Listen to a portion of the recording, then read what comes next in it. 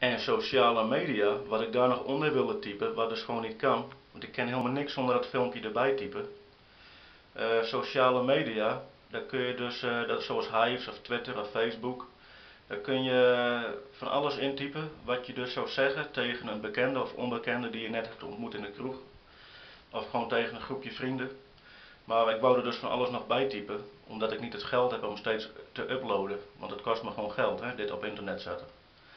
Maar ja, nu moet ik het wel zeggen, want ja, ik kan er niks bij typen. Ik wou er nog bij zeggen, je kunt ook gewoon alles daar neertypen wat je gehoord hebt, wat een ander gezegd heeft. Of wat een ander zat te fluisteren in iemands oor terwijl je het toch hebt op kunnen vangen. Dus in principe kun je alles daar wel neerzetten, wat je maar wil.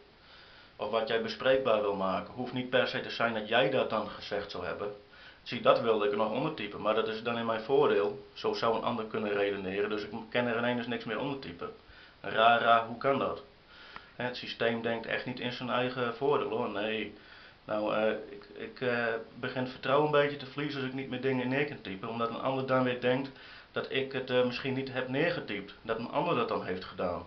Dus het gaat erom wat ik dan zeg op internet. Nou, die mensen kunnen gewoon zien waar ik zit te typen, ze weten het allemaal, ze weten het al heel erg lang en ik heb het er wel zelf neergetypt, dan weet u dat hier bij deze.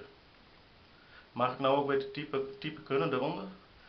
Want anders moet ik steeds inloggen, uitloggen, inloggen, uitloggen. Zodat men niet weet waar ik zitten ga. Dat is toch belachelijk?